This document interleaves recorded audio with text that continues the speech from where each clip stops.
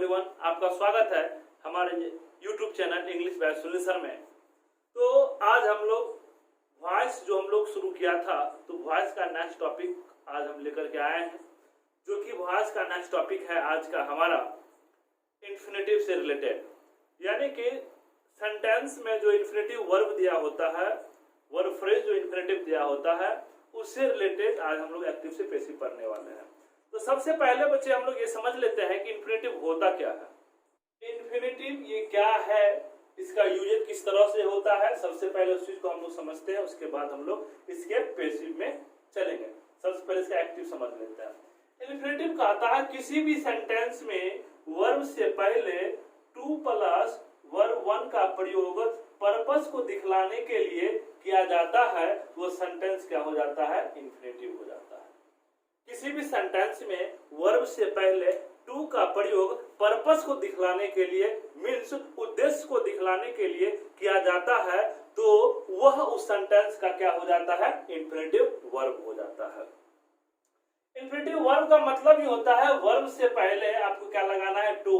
और जब ये वर्ब से पहले टू लग जाएगा तो उसके बाद आने वाला वर्ब वो क्या हो जाता है, फर्स्ट फॉर्म हो जाता है। यानी टू के बाद ऑलवेज क्या होगा, फर्स्ट फॉर्म होता है। जैसे एज एग्जाम्पल से भी हम लोग समझने का कोशिश करेंगे। मुझे जाना है, मुझे जाना है, तो मुझे जाना है क्या हो जाएगा, आई हैव टू गो। यहाँ पे टू गो जो आया यही हमारा क्या है, इन्फिनेटिव है। क्या है, इन्फिनेटिव है। अब इन्फिनेटिव जो है बच्चे, हम लोग यहाँ पर आज के इस वीडियो में दो तरह के इन्फिनेटिव को आज कवर करने वाले हैं। एक इन्फिनेटिव जो होगा वो होगा हमारा प्रेजेंट का, और दूसरा होगा पास्ट का। मेरे कहने का तात्पर्य ये हुआ कि आपको सेंटेंस में जो हेल्पिंग वर्ब के रूप में जो भी प्रयोग किए जाएंगे, वह एक तो होंगे सेंटेंस प्रेजेंट वाले हेल्पिंग वर्ब्स का प्रयोग, जैसे is, am, are, has, have, और दूसरा जो होगा पास्ट का, जिसमें प्रयोग करने वाले हैं हम लोग वाज, वर और हैड का। तो ये है बच्चे हमारा क्या चीज, इन्फिनेटिव। इन्फिनेटिव का बस सिंपली वे में हम लोग समझते हैं, वर्ब से पहले जब टू का प्रयोग पर्पस को दिखलाने के लिए करते हैं, वो सेंटेंस हमारा क्या हो जाता है, इन्फिनेटिव हो जाता है। उसको हम लोग दो तरह से पढ़ते हैं इन्फिनेटिव को, एक प्रेजेंट और एक पास्ट।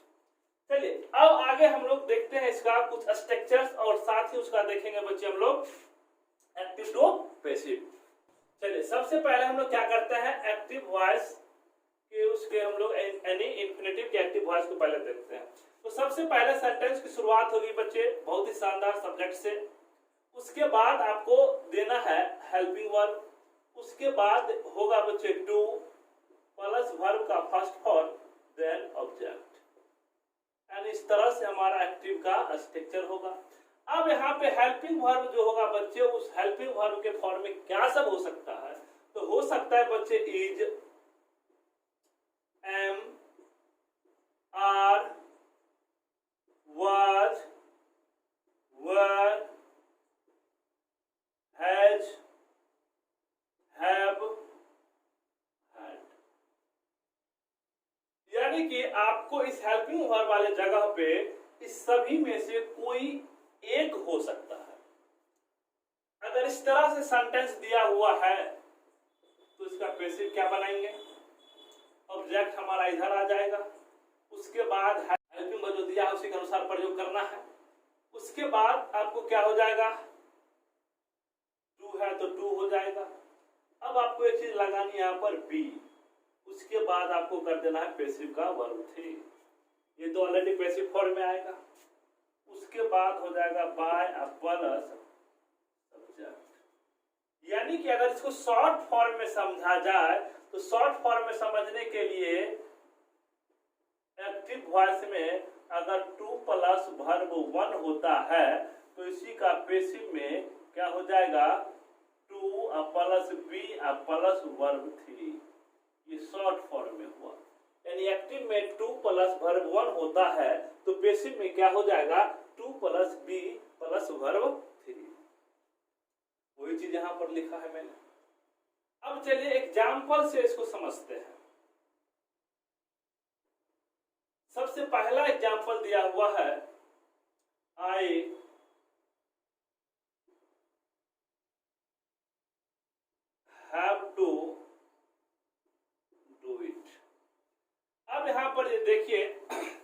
में सब्जेक्ट हेल्पिंग वर्ब इसमें से कोई एक, जैसे हैव दिया हुआ, टू, उसके बाद वर्ब वन के फॉर्म में क्या हो जाएगा डू, उसके बाद ऑब्जेक्ट क्या हो जाएगा इट। जब इस तरह से दिया हुआ है इसका पैसिव फॉर्म चेंज करेंगे, पैसिव फॉर्म क्या हो जाएगा इट। उसके बाद क्या कहता है हेल्पिंग वर्ब। अब बच्चे यहाँ पे सब्जेक्ट के अनुसार वह सिंगुलर प्लूरल यानी उसका जो है फॉर्म चेंज हो जाएगा। आई था तो हैव लगा, इट है तो इट के साथ हैज लगता है। उसके बाद कहता है टू तो टू लगा दिए, बी कहता है तो बी लगा दिए। उसके बाद कहता है वर्ब का तीसरा फॉर्म डू, और डू का तीसरा फॉर्म क्या होता है मेरे बच्चे डन होता है। उसके बाद क्या लगाना है बाय। देन क्या कहता है सब्जेक्ट, सब्जेक्ट क्या है आई, और आई को किस में चेंज करेंगे बी में। एक और हम लोग लेते हैं पास्ट का, जैसे कि दूसरा क्वेश्चन में कहता है she had to purchase a new house. जब इसको पैसिव में ट्रांसफॉर्म करेंगे, a new house,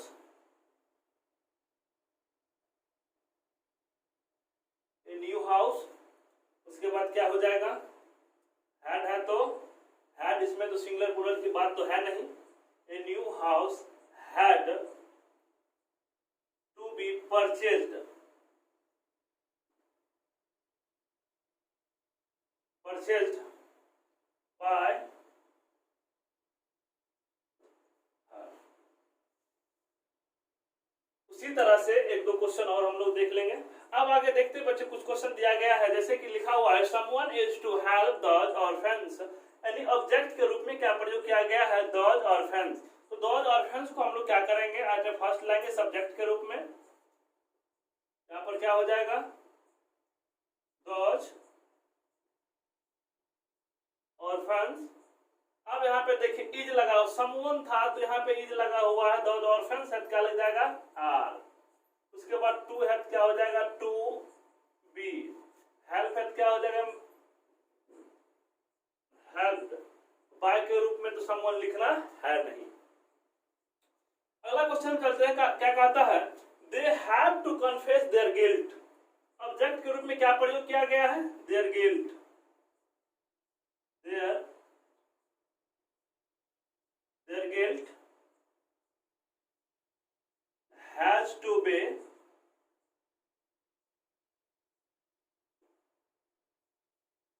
confessed by them. They were to paint the house. Object के रूप में क्या प्रयोग हुआ है the house was to be painted by them. तो इससे रिलेटेड बच्चे हमने यहाँ पे कुछ क्वेश्चन को देखा। अब इसी इन्फिनिटिव में दो अलग अलग सब्जेक्ट के, विभिन्न सब्जेक्ट के कुछ सेंटेंस दिए जाते हैं, जिसमें जो है सब्जेक्ट के रूप में एक देयर का प्रयोग किया गया होता है और एक इट का प्रयोग किया गया होता है। यानी आपको सेंटेंस या सब्जेक्ट के रूप में कोई नाउन या प्रोनाउन का प्रयोग नहीं किया गया होगा। नाउन या प्रोनाउन के रूप में केवल मात्र देयर का प्रयोग किया गया होगा या इट का प्रयोग किया गया होगा, जो कि सब्जेक्ट के स्थान पर आपको ऑलरेडी दिया हुआ होगा। जब इस तरह से दिया होगा तो उसको किस तरह से हम लोग एचटीएफ से पैसिव में ट्रांसफॉर्म करेंगे उस चीज को हम लोग देख लेते हैं। जैसे कि एक्टिव में दिया हुआ है, आपको दिया होगा क्या चीज there plus helping verb plus noun plus to plus verb one, बस इतना ही दिया हुआ।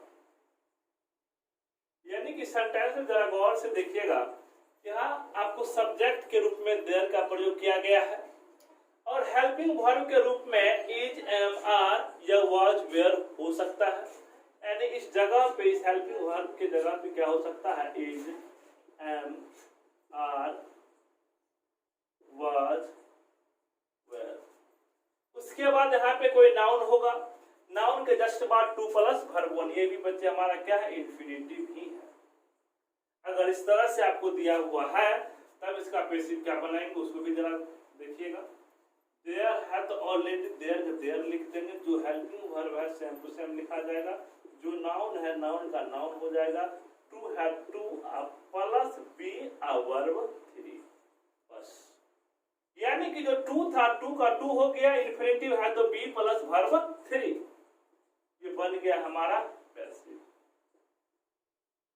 अब इसका कुछ एग्जाम्पल हम लोग देख लेते हैं। चलिए, तो एग्जाम्पल के रूप में दिया हुआ there is no time to lose, तो ये आपका एक्टिव दिया हुआ है। अब क्या करना है, इसे पैसिव में ट्रांसफॉर्म करना है। पैसिव में ट्रांसफॉर्म करने के लिए क्या करेंगे, देयर लगा देंगे, helping verb same to same, is है तो इज हो जाएगा, नाउन वही है तो नाउन का नाउन हो जाएगा, नो टाइम। अब आगे चलते हैं मेन प्रोसेस, जो टू वर्ब जो टू दिया हुआ है टू का टू हो जाएगा पैसिव में भी। उसके बाद क्या लगाना है, बी, और उसके बाद वर्ब का तीसरा फॉर्म कर देना है, लॉस क्या हो जाएगा, lost. There is no time to lose active था तो इसका पैसिव क्या बन गया, there is no time to be lost. उसी तरह बच्चे नीचे वाले सेंटेंस को भी हम लोग क्या करेंगे, बनाएंगे, क्या हो जाएगा, there was a lot of work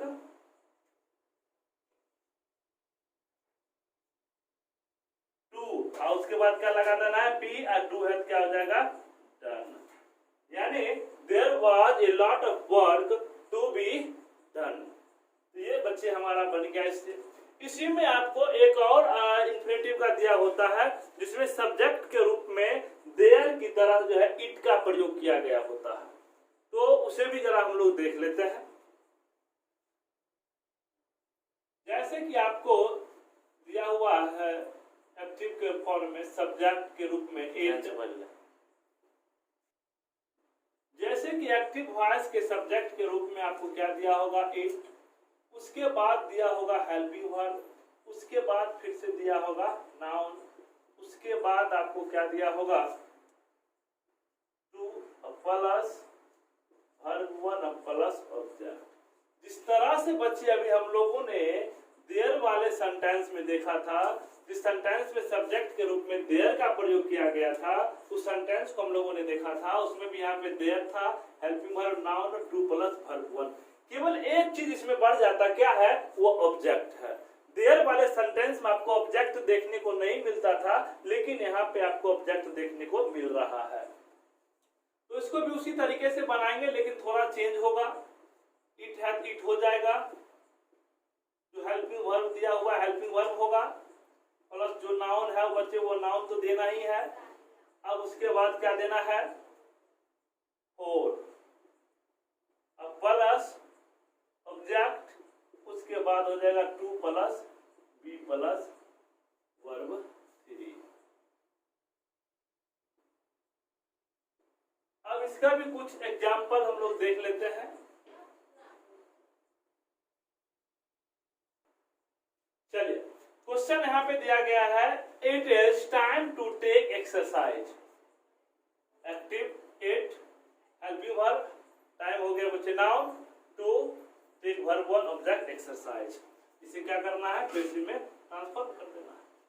तो पहले क्या लिखना है, इट, पैसिव में कह रहा है इट लिखने के लिए इट लिख देंगे, हेल्पिंग वर्ब लिखने के लिए इज होगा इज, नाउन का नाउन कह रहा लिखने के लिए दो भी बच्चे लिख देंगे। उसके बाद क्या कहता है लिखने के लिए फोर लिख दिए। यानी पैसिव वॉइस का स्ट्रक्चर जो कहता है वो करते चलेंगे, बन जाएगा। उसके बाद कहता ऑब्जेक्ट लिखने के लिए, ऑब्जेक्ट क्या है, एक्सरसाइज। उसके बाद क्या कहता लिखने के लिए, टू। उसके बाद क्या है, बी, वर्ब 3, टेक क्या होता है, टेकन।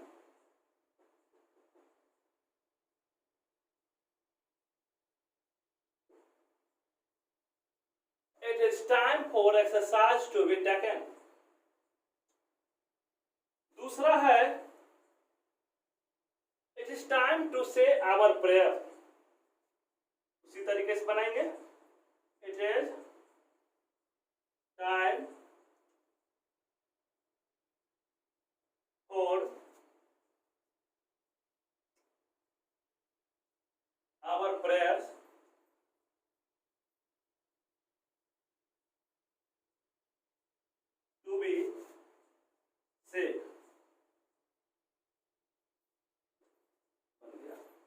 यदि आप अभी तक हमारे YouTube चैनल को सब्सक्राइब नहीं किया है तो अभी कर लीजिए और साथ ही बेल आइकन को भी दबा दीजिए ताकि जो भी मैं वीडियो अपलोड करूं उसका नोटिफिकेशन आपके तक आसानी से पहुंच सके।